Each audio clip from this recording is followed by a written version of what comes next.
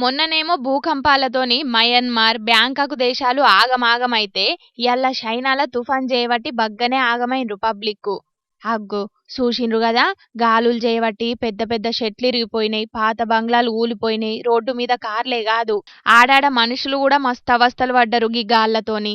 75 ఏండ్ల కింద గింత పెద్ద గాలులచ్చినాయట. గంటకు 150 కిలోమీటర్ల వేగంతోని గాలులు వీసే వరకు బగ్గనే బుగులు పడ్డరు అక్కడి పబ్లిక్కు. గాలి మోటార్ల సర్వీసులు బంద్ పెట్టే వరకు చాలా మంది పబ్లిక్ ఎయిర్పోర్ట్లల్లనే ఉండిపోయిండ్రు. గాలులు తగ్గేదాకా ఎవ్వరు ఇంట్లోకెళ్లి బయటికెళ్లొద్దని ఆర్డర్లేసిండ్లు చైనా సర్కారోళ్ళు. బక్కపల్సగున్నోళ్ళు అస్సలకే ఎల్లకుండ్రి, ఆయింత గాలికి కొట్టుకపోతారు అని హెచ్చరించిండ్రట.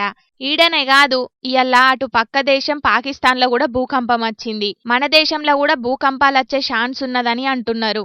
ఏం భూకంపాలో ఏం తుఫాన్లో ఇవేం గాలులో పోన్రి, మొత్తానికి ప్రకృతి పగబట్టినట్టే చేస్తున్నది కదా దునియా మీద అని అనవట్టిండ్రు గివన్నీ చూస్తున్నోళ్ళు.